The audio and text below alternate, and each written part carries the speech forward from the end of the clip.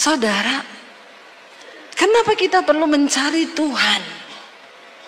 Ya, carilah Tuhan selama Ia berkenan ditemui, berserulah kepadanya selama Ia dekat. Kenapa kita perlu mencari Tuhan?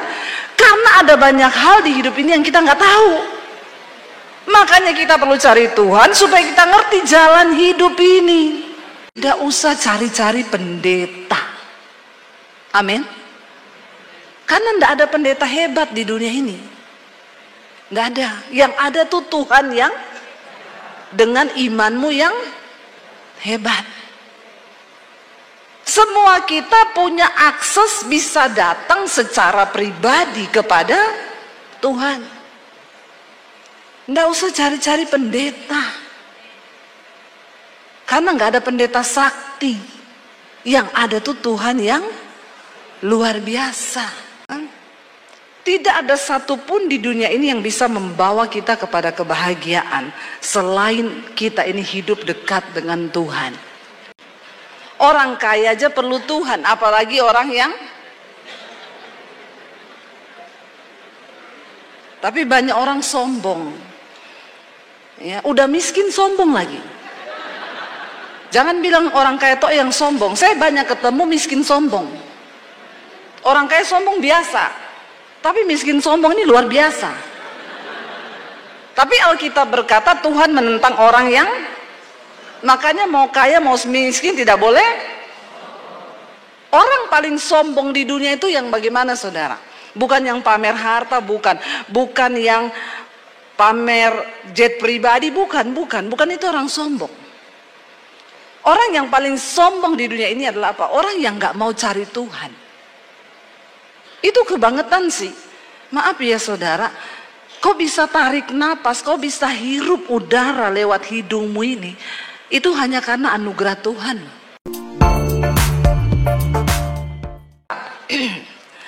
Perjumpaan pribadi dengan Tuhan itulah yang akan memberi kita kekuatan hari-hari ini. Amin. Tidak ada satu orang pun, tidak ada apapun di dunia ini yang akan memberikan kita kepuasan dan kekuatan selain hanya di dalam hadirat Tuhan. Saya bersyukur malam ini ya saudara, kita punya rasa lapar dan haus akan Tuhan yang lebih lagi. Di tengah banyaknya berita-berita yang menakutkan, di tengah banyaknya keadaan yang sangat tidak enak di hari-hari ini, ya, jangan heran, jangan bingung, karena Alkitab sudah menyatakan bahwa di hari-hari yang terakhir kita akan mendengarkan berita-berita yang menakutkan. Bahkan Yesus berkata, kita akan mendengar deru perang, gelombang laut, itu sudah ditulis semua. Dan bahkan Tuhan berkata akan banyak orang yang mati karena ketakutan berhubung dengan hal-hal berita-berita yang akan kita dengar di hari-hari ini. Ya, jangan mati hanya karena mendengar. Amin. Ya, bagaimana caranya mati, Bu? Masa nonton TV langsung mati? Enggak. Tapi banyak orang tidak bisa tidur hari-hari ini. Siapa yang nggak bisa tidur hari-hari ini? Nggak usah angkat tangan. Nggak usah, ya. Tapi banyak orang tidak bisa tidur, ya, mendengar berita-berita, mendengar hal-hal hari-hari ini. Apa yang harus kita lakukan? Mari kita buka bersama saudara Yesaya pasal 55. Ayat yang ke-6 mulai. Yesaya 55 mulai ayat yang ke-6. Firman Tuhan berkata di sana. Baca bersama 1, 2, 3. Carilah Tuhan selama Ia berkenan ditemui, berserulah kepadanya selama Ia dekat. Firman ini dengan jelas berkata, carilah Tuhan. Nabi Yesaya menuliskan ya firman ini, saudara, menuliskan ayat ini. Kita tahu bersama Yesaya ini dipanggil Tuhan untuk mengingatkan ya bangsa Israel pada zaman pemerintahan Raja Uzia, Yotam, Ahaz, dan Hizkia. Pada zaman itu keadaan rohani bangsa ini naik turun, ya, naik turun, tapi kayaknya banyak turunnya daripada naiknya. Ya, kayaknya sedikit banyak samalah dengan orang Kristen di Palembang. Tidak ya? Di sini naik terus ya? Insya Allah. Ya. Dikatakan di sana saudara, sehingga Nabi Yesaya datang membawa pesan bagi kerajaan utara dan kerajaan selatan, Israel dan Yehuda. Di sana Tuhan mengingatkan, carilah Tuhan selama ia berkenan ditemui, dan berserulah kepadanya selama ia dekat. Kalau ayat ini berkata cari Tuhan selama ia berkenan ditemui, berarti ada saatnya nanti Tuhan sudah tidak berkenan untuk ditemui. Ya. Berserulah kepadanya selama ia dekat. Karena ada saatnya nanti Tuhan itu terasa jauh. Siapa di sini yang hari-hari ini merasa jauh dari Tuhan?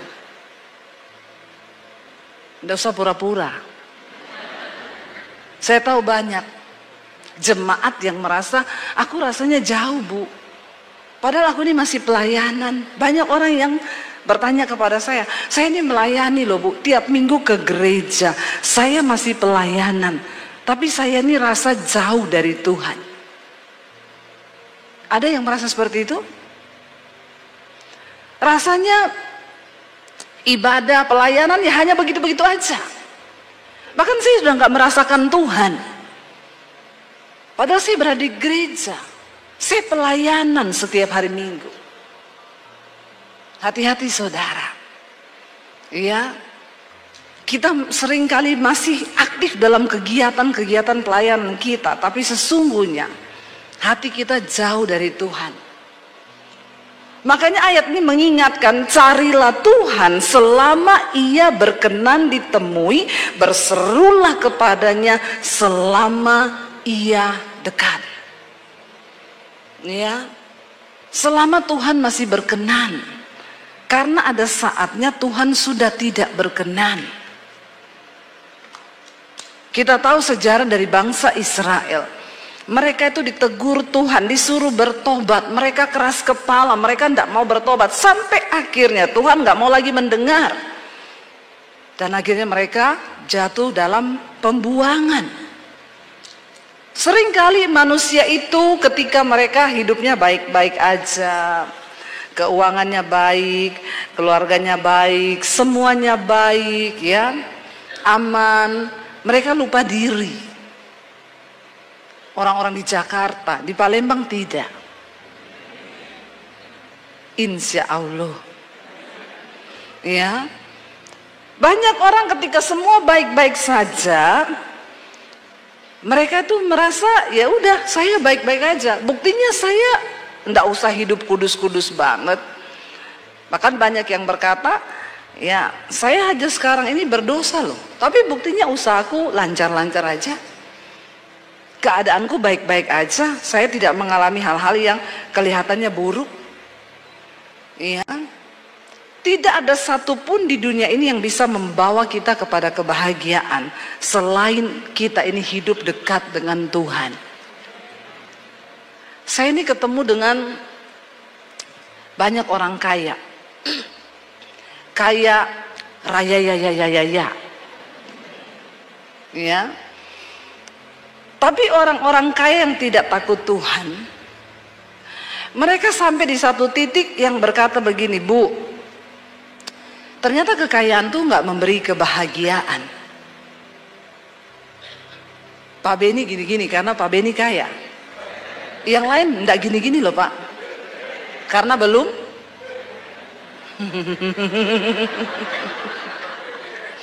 Saudara, sedangkan orang kaya saja perlu cari Tuhan, apalagi yang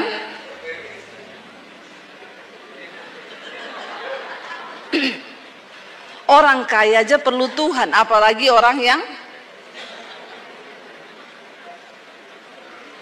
Tapi banyak orang sombong, ya, udah miskin sombong lagi. Jangan bilang orang kaya tok yang sombong. Saya banyak ketemu miskin sombong. Orang kaya sombong biasa. Tapi miskin sombong ini luar biasa. Tapi Alkitab berkata Tuhan menentang orang yang Makanya mau kaya mau miskin tidak boleh. Orang paling sombong di dunia itu yang bagaimana saudara? Bukan yang pamer harta, bukan yang pamer jet pribadi, bukan itu orang sombong. Orang yang paling sombong di dunia ini adalah apa? Orang yang nggak mau cari Tuhan. Itu kebangetan sih. Maaf ya saudara, kau bisa tarik napas, kau bisa hirup udara lewat hidungmu ini, itu hanya karena anugerah Tuhan. Amin. Ya kita ini, aduh coba Tuhan tutup satu lubang hidungmu aja, satu aja ditutup, setengah mati enggak? Setengah mati loh saudara. Coba semua tutup satu lubang hidung. Napas, susah enggak? Saya kadang bingung dengan orang-orang berdosa yang nggak mau cari Tuhan, ya, nggak mau cari Tuhan. Kalau dibilang, saya dulu pernah waktu di Jakarta naik Grab pelayanan, lalu sopir Grabnya bilang gini, ibu, dia dari Jakarta Selatan, ibu mau ke gereja pagi-pagi jam 6, di Jakarta Pusat. Dia bilang, jauh banget sih. Ngapain ibu ke gereja jauh banget? Saya ini pendeta, saya diundang khotbah. Oh, ibu pendeta tuh, sama dong, saya juga Kristen. Ini hari Minggu, masnya nggak ke gereja? Oh, saya nggak pernah ke gereja bu. Oh, masnya nggak pernah ke gereja? Terus dia balik tanya sama saya, emang ke gereja ngapain bu? Saya bilang, cari Tuhan lah. Dia ketawa terbahak-bahak saudara. Dia ketawain saya. Dia bilang, hah, ibu masih cari Tuhan? Aduh bu, saya nggak cari Tuhan. Kenapa? Karena Tuhan di hati. Jangan tepuk tangan. Kalau belum mengerti pembahasannya nggak usah tepuk tangan. Sok-sokan kau. Belum dengar aja sudah tepuk tangan. Saya waktu dia ngomong begitu, saya agak terpojok. Saya merasa malu loh saudara. Dia bilang, ibu masih cari Tuhan? Saya nggak cari Tuhan bu, karena Tuhan sudah di hati saya. Saya terpojok saudara. Tapi saya pikir-pikir, masa pendeta kalah ya? Nggak boleh kalah ini. Lalu saya berpikir, ini yang gila dia atau saya ya? Loh kalau mau dipikir benar nggak saudara? Makanya bu, saya nggak pernah ke gereja. Kenapa cari-cari Tuhan? Orang Tuhan di hati. Lalu dia lanjutkan begini, maaf ya bu, saya ini biar mabok bu, saya tetap nyanyi lagu rohani.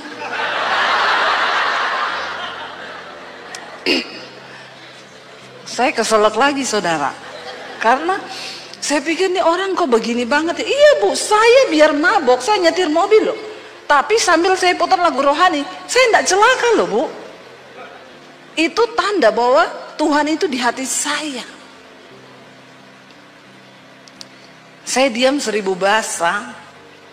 Saya nggak tahu mau ngomong apa, tiba-tiba Roh Kudus memberi hikmat. Saya bilang gini, oh jadi masnya nggak ke gereja, nggak cari Tuhan karena masnya tahu bahwa Tuhan di hatimu. Iya. Pertanyaan saya mas, apakah kau ada di hati Tuhan? Dia terpojok 1000 bahasa. Dan dia menjawab saya begini, nah kalau itu saya enggak tahu ibu. Kena skakmat lu. Terlalu banyak orang Kristen yang percaya diri, merasa bahwa Tuhan itu di hati. Pertanyaan saya, apakah kau ada di hati Tuhan? Banyak orang ngaku-ngaku. Bahkan Yesus berkata di hari-hari yang terakhir banyak orang datang mengaku, aku melakukan mujizat demi namamu, aku usir setan demi namamu, aku bangkitkan orang mati demi namamu, orang lumpuh berjalan, orang buta melihat demi namamu. Tuhan bilang, enyah engkau daripadaku, karena aku tidak mengenal engkau, pembuat kejahatan. Amin. Yang begini-begini ini, yang walaupun mabok nyanyi lagu rohani. Saudara, kenapa kita perlu mencari Tuhan? Ya, carilah Tuhan selama ia berkenan ditemui, berserulah kepadanya selama ia dekat.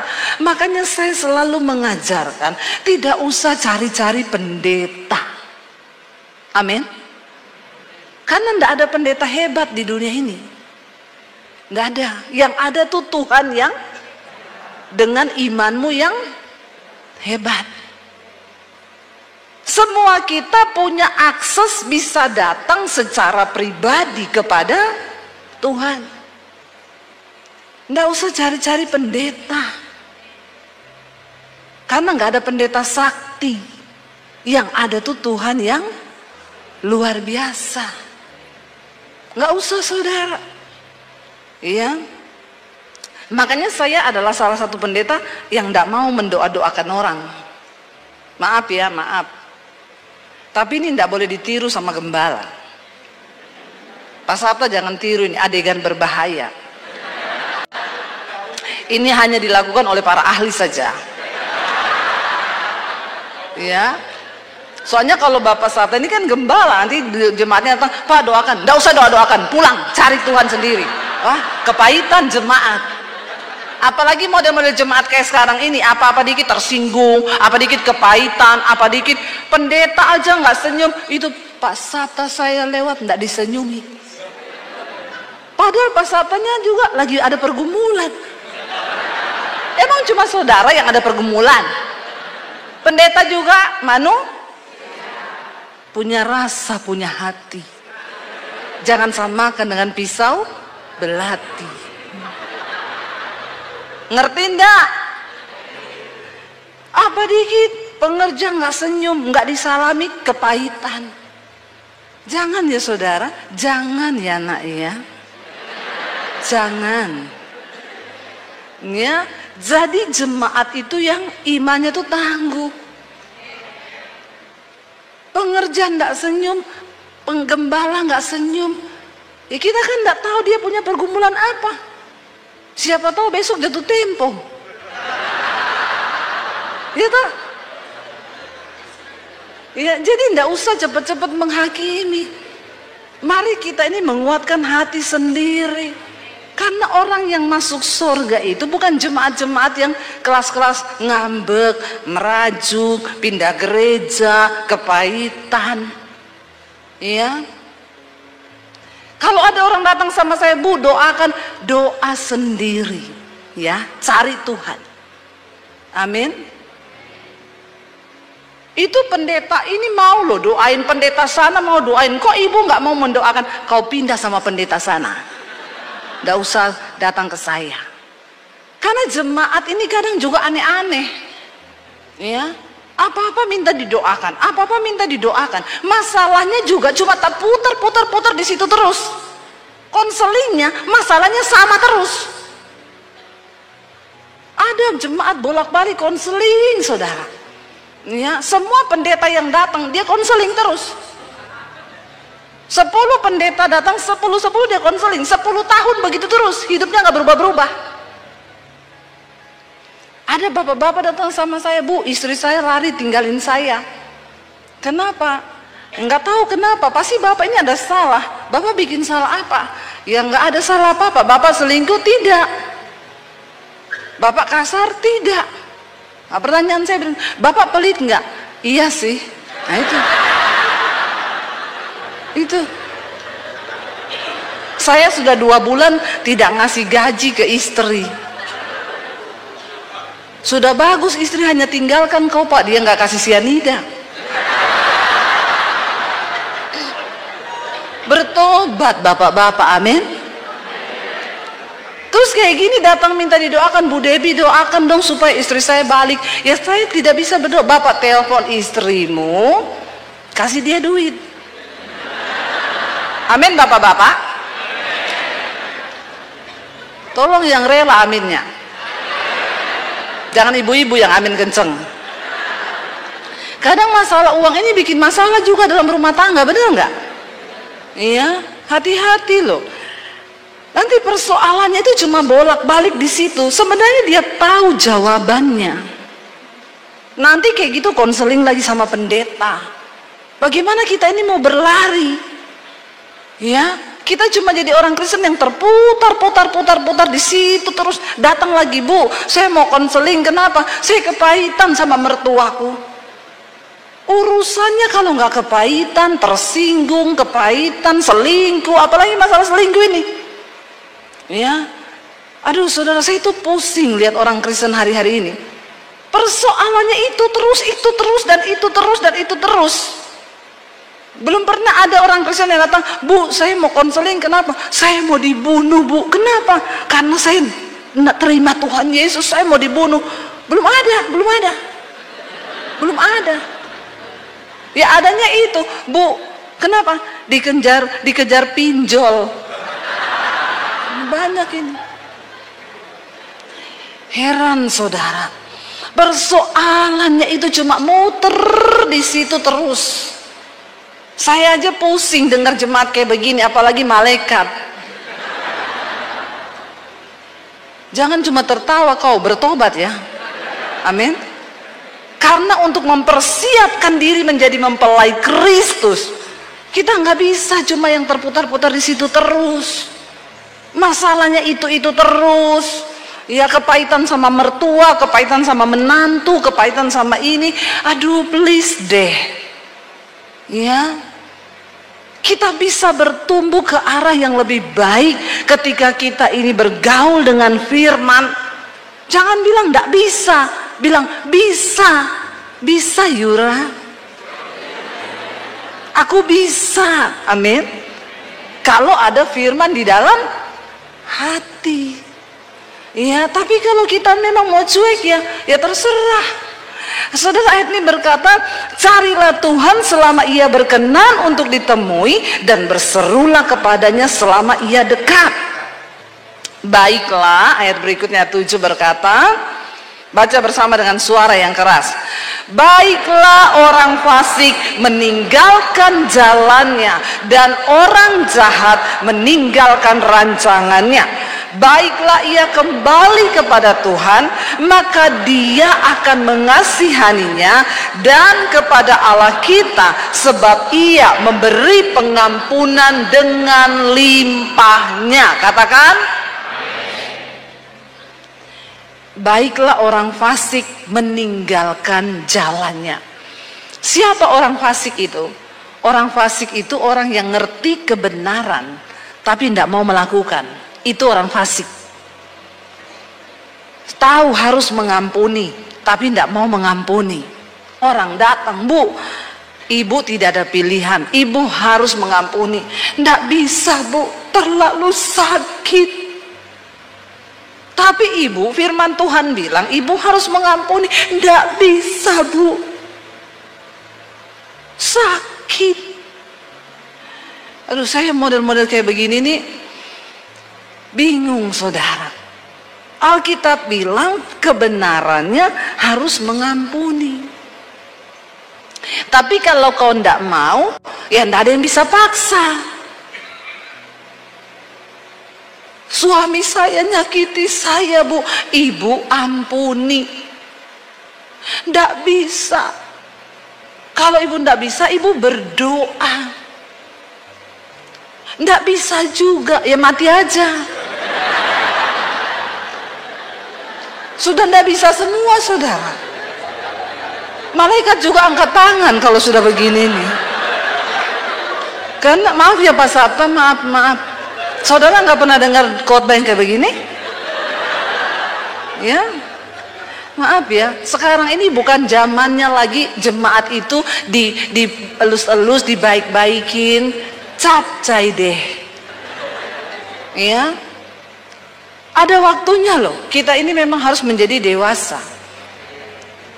Udah dibilang doakan Bu ampuni suamimu, ndak bisa. Doakan, ndak bisa. Terus mau apa? Dia mau tunggu, saya bilang ya udah cerai aja. Kan ndak bisa juga bercerai. Iya. Ibu sih, Ibu ndak tahu suami saya, Ibu ndak rasa suami saya. Saya ndak mau rasain suamimu, Bu. Enggak, kagak. Saya punya suami sendiri. Ngapain saya rasain suamimu? Ya itu nasibmu. Siapa suruh kau nikah sama dia? Hello? Ini jemaat itu begitu. Kenapa kita perlu mencari Tuhan? Karena ada banyak hal di hidup ini yang kita nggak tahu. Makanya kita perlu cari Tuhan supaya kita ngerti jalan hidup ini. Yang muda-muda di sini yang belum nikah berapa banyak? Angkat tangan yang belum menikah. Coba angkat tangan. Nggak usah malu. Angkat tangan. Biar sudah berumur, angkat tangan saja. Supaya kita sama-sama mendoakan. Siapa tahu kan dapat jodoh toh.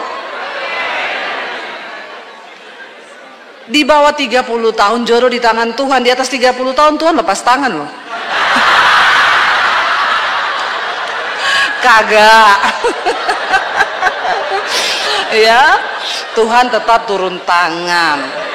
Tapi agak berat sih memang. Harus dengan doa dan puasa. Ya enggak apa-apa tuh. Mending lama menikah daripada terburu-buru terus salah. Ya enggak? Mending lama menjomblo daripada cepet-cepet tapi jadi janda. Sekarang kan banyak begitu. Ya nggak apa-apa, ya nggak apa-apa. Dibilang belum menikah, kamu belum nikah? Belum. Nggak apa-apa.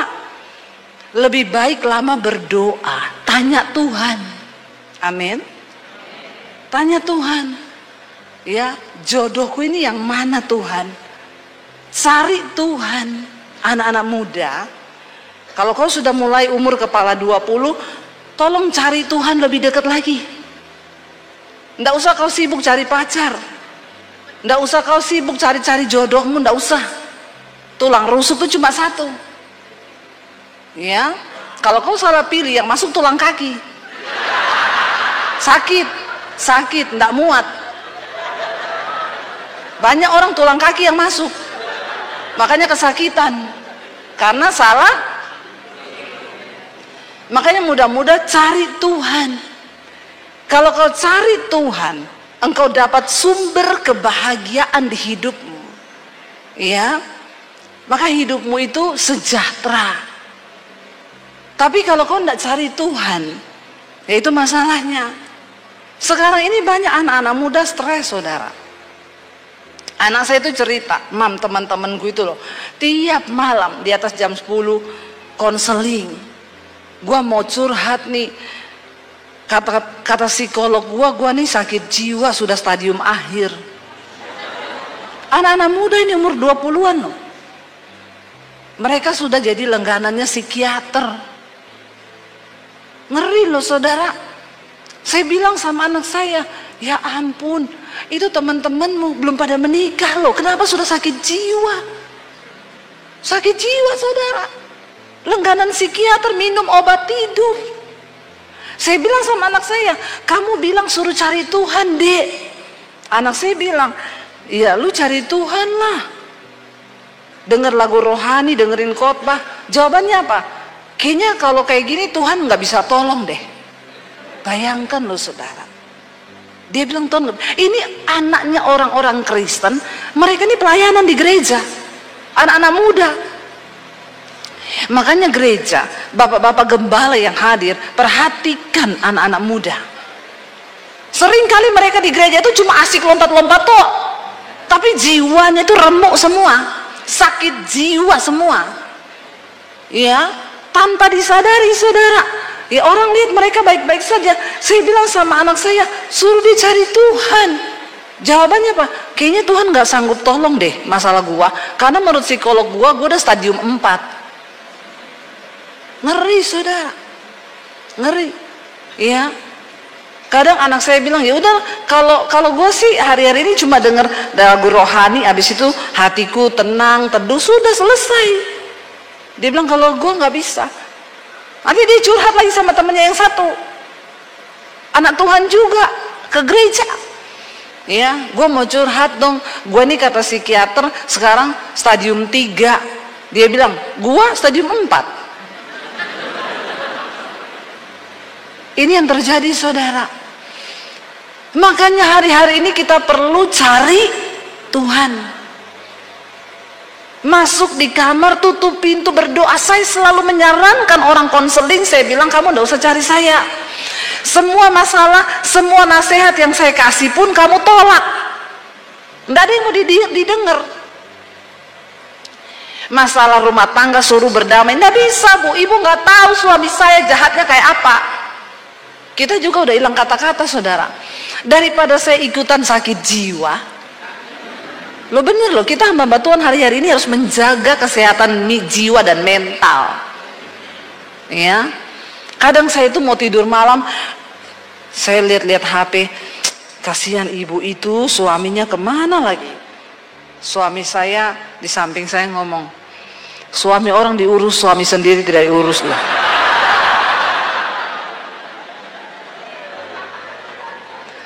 Kadang kalau saya lagi balas-balas konseling saudara, ya tiba-tiba ada SMS masuk, ting, saya lihat suami saya, dia bilang, Bu Debbie, saya boleh konseling dah.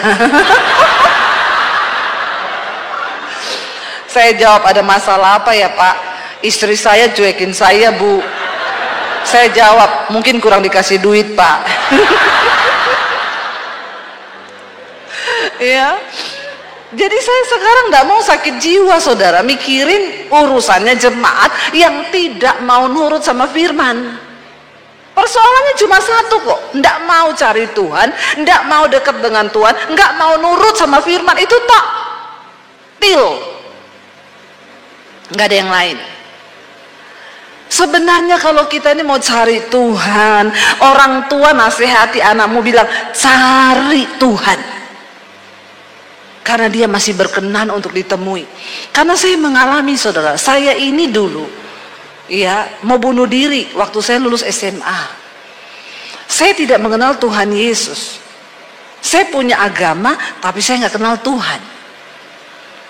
Lalu saya mau bunuh diri karena saya jatuh dalam banyak dosa, dalam pergaulan yang tidak benar.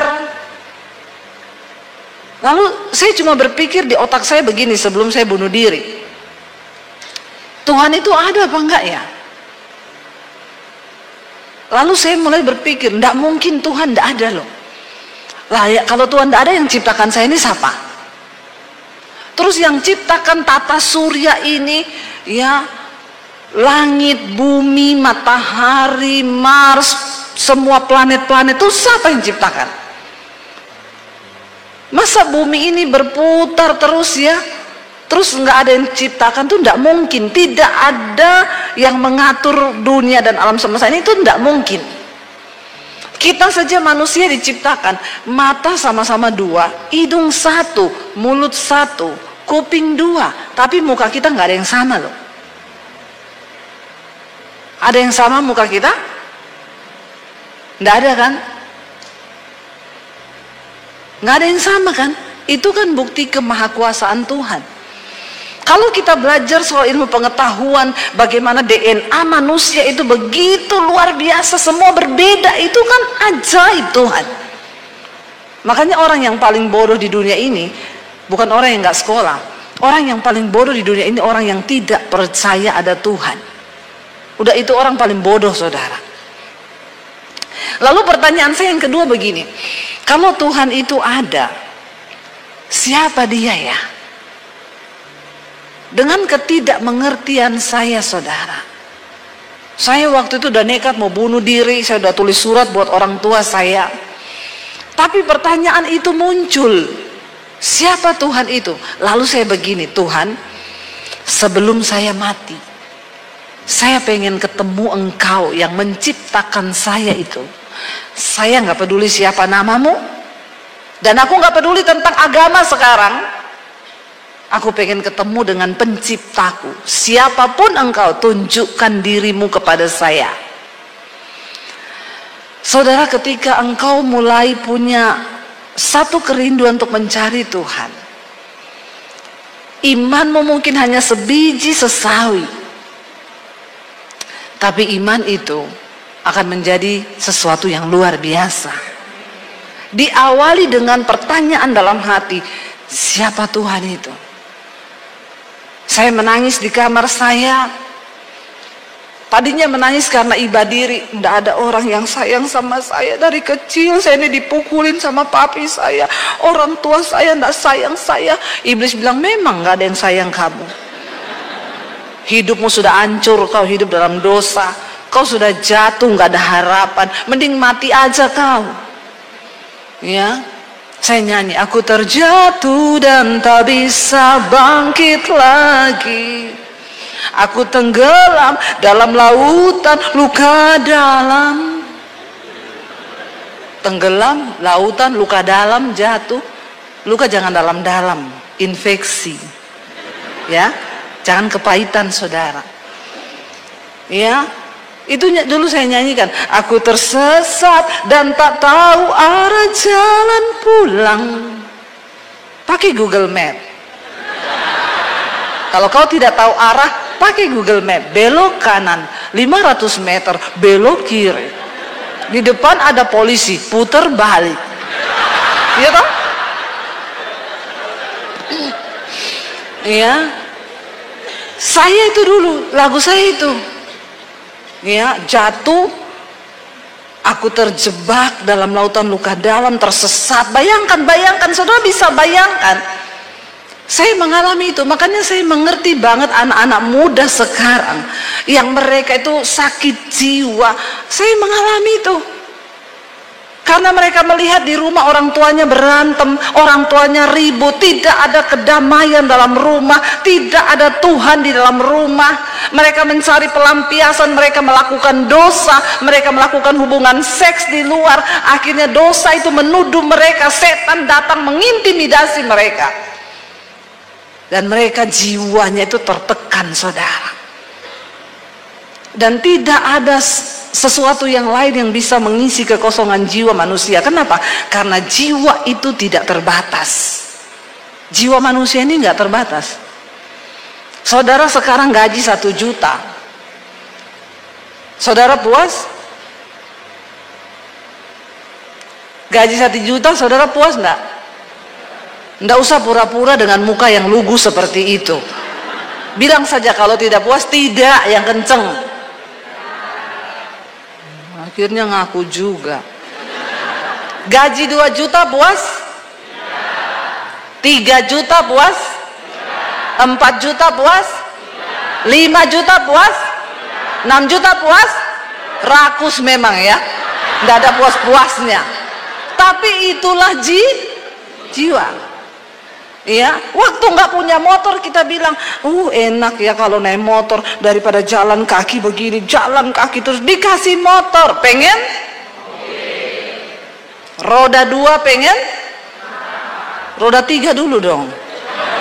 Jangan langsung lompat roda 4. Tak kabur saudara, roda 3 dulu, bemo.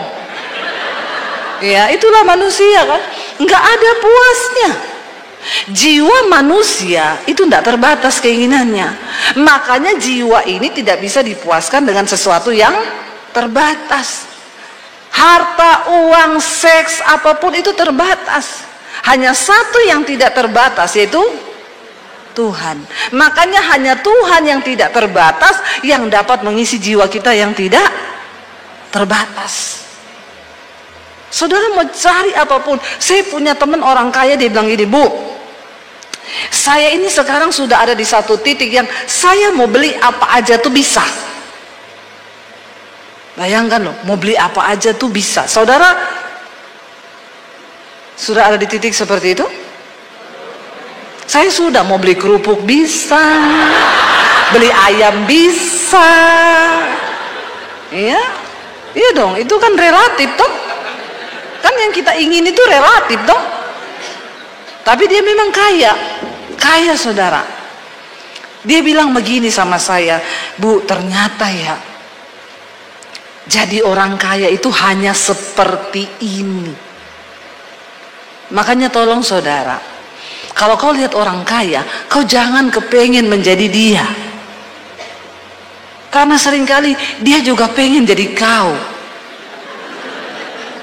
Saya mau cerita. Ada satu orang lulusan Amerika, dia jadi CEO di sebuah perusahaan, gajinya ratusan juta. Lalu dia pergi berlibur ke sebuah pantai. Ketika dia lagi duduk minum kelapa muda, menikmati ya di pinggir pantai, ada nelayan datang bawa ikan dengan perahunya. Lalu dia tanya sama nelayan itu, Kau dapat ikan segini ini cukup untuk hidupmu? Cukup. Berapa jam yang kau butuhkan untuk menangkap ikan seperahu ini? 5 jam. Lalu dia bilang ini, sini saya ajarkan kamu ya supaya kamu bahagia. Mulai besok coba kamu praktekkan. Biasanya kamu turun 5 jam, sekarang kamu tambah 10 jam. Terus nanti kalau sudah 10 jam penghasilanmu 2 kali lipat, perahumu jadi 2. Kau pekerjakan orang jangan 10 jam, kau melaut 15 jam. Terus nanti kau punya kapal. Jadi kapal 1, lalu kapal 2, kapal 3. Setelah kau sudah banyak kapalmu, kau bikin perusahaan. Lalu kau tinggal sahamkan. Lalu setelah itu berapa lama yang saya butuhkan untuk, ya paling sekitar 15-20 tahun kau sudah bisa jadi bos dan kau menikmati. Terus dia tanya, terus kalau saya sudah memperoleh semuanya itu, terus apa lagi? Ya kau bisa santai dengan keluargamu, kau bisa duduk di pinggir pantai, kau bisa bersenang-senang dengan anakmu. Lalu nelayan itu bilang, tapi hari itu saya sudah begitu. Saya ini melaut cuma 5 jam. Kau tahu saya pulang ini untuk apa? Saya makan dengan keluarga saya, lalu saya antar anak saya ke sekolah, saya jemput dia pulang sekolah, kami duduk di pinggir pantai sambil minum kelapa muda seperti kau. Lalu CEO-nya itu mendadak jadi bodoh. Dia bilang begini, iya juga ya. Jadi siapa yang bodoh ya kita berdua ini? Loh saudara, hidup ini kan bukan soal kaya, tapi seberapa besar kau menikmati dan mensyukuri. Itu kau lebih dari pemenang. Amin. Jangan suka iri lihat orang kaya saudara, karena belum tentu orang kaya itu sebahagia hidupmu. Saya tuh kalau ketemu orang kaya di Jakarta susah saudara. Mereka saja kalau tersenyum gini, bibirnya keangkat separuh tuh, gitu mirip teman saya, kalau tersenyum cuma bibir separuh. Ya, saya sampai bingung loh. Kadang saya tanya sama teman saya, kenapa ya orang kaya kalau tersenyum begitu? Jaim bu, dia takut nanti wibawanya jatuh. Kalau kita kan ketawa-ketawa aja ya, wibawa jatuh tinggal pungut lagi tuh. Rempong amat sih lu, susah banget sih hidupmu. Ngapain coba? Iya. Makanya sekarang itu soalnya Indonesia ini juga agak-agak ya. Ada videonya 9 naga itu tersebar di sosial media. Mereka main golf sambil ketawa. Di komen, ini ketawa sultan. Kalau ketawa seperti saudara-saudara ini ketawa sales. Nah ini.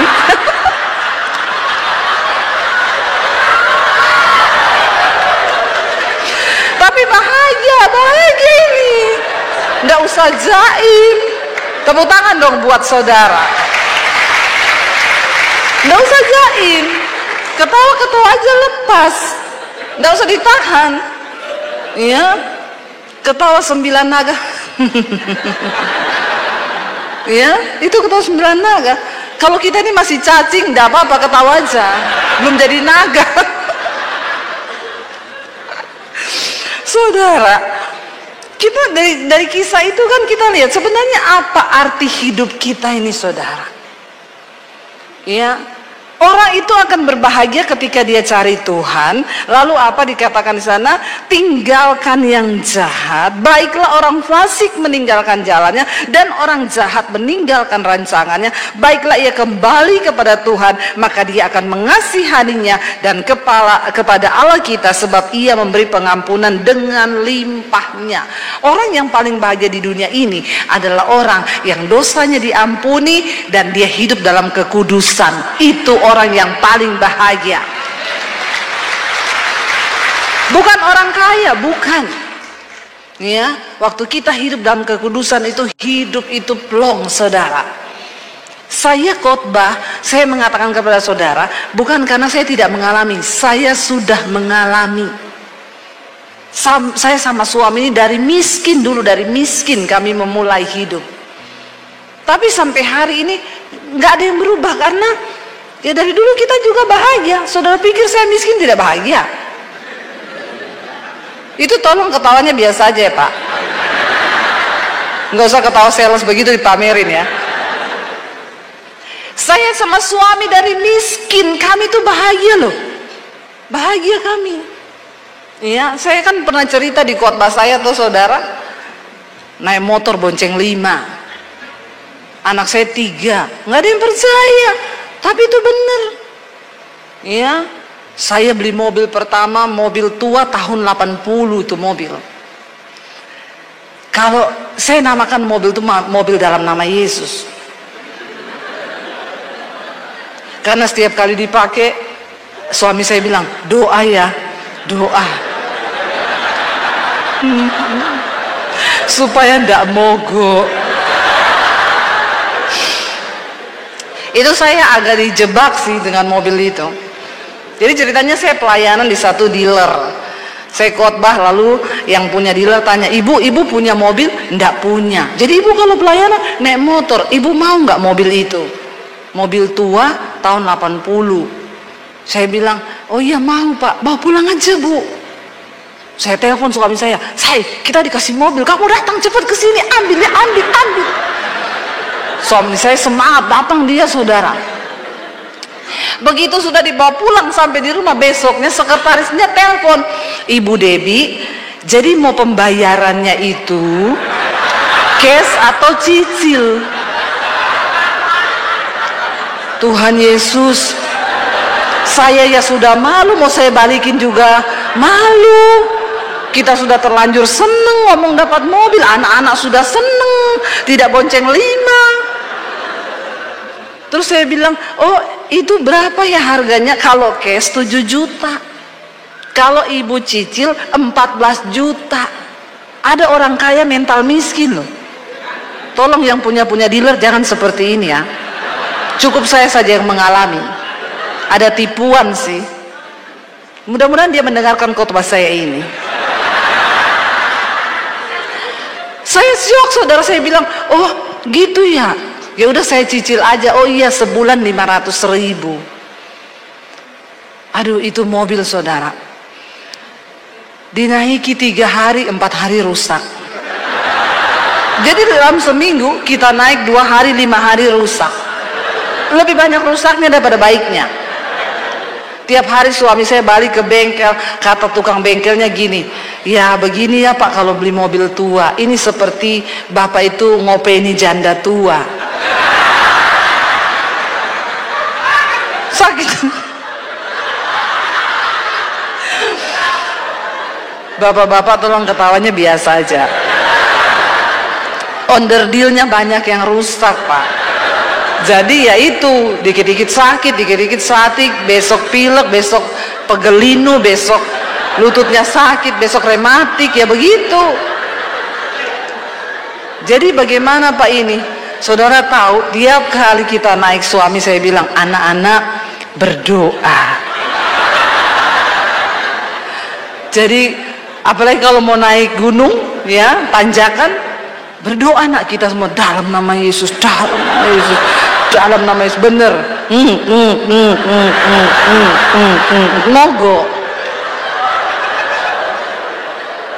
Saya turunkan anak-anak, suami saya bilang, turunkan dulu, kau cari becak sana. Bener saudara. Ya, bahagia saya, bahagia loh. Bahagia saya. Satu kali parkir di mall, biasanya kita parkir di bawah, waktu itu nggak ada parkir. Suami saya bilang, kita terpaksa parkir atas. Saya bilang, bisa naik? Bisa. Doa dalam nama Yesus. Kita semua sudah bersyafaat, saudara, dalam nama Yesus, dalam nama Yesus. Naik, suami saya gas.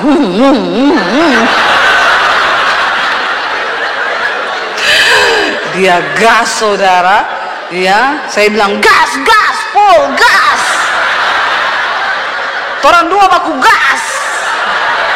Suami saya gas. Tiba-tiba di tengah, apa ini? Oh Tuhan Yesus tolong. Saya pikir apa saudara? Dia berhenti, knalpot jatuh. Oh Tuhan, jangan tepuk tangan, please, jangan tepuk tangan. Berdosa kau, berdosa. Saya bilang begini, saya naik terus saya, karena takut ada mobil dari bawah. Terus aku yang angkat knalpotnya, naik kau, naik. Makanya yang muda-muda di sini, kau kalau mau cari istri, cari yang seperti saya, ya. Bisa masak, angkat galon bisa, ganti gas bisa, kesetrum nggak mati lagi. Itu saya, ini saya. Angkat knalpot bisa, berat loh, panas lagi. Tapi karena takut ada mobil dari bawah, keadaan memang memaksa. Tapi saudara pikir saya tidak bahagia? Saya bahagia.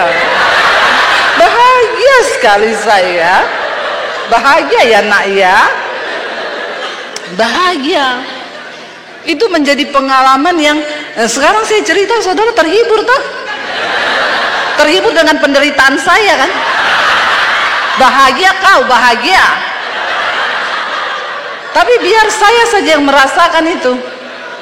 Ya, bayangkan saudara, akhirnya sama suami diperbaikilah mobil itu. Jadi ternyata sejarah mobil itu mobil tarikan. Karena orangnya tidak bisa bayar. Memang ada kutuk di mobil itu.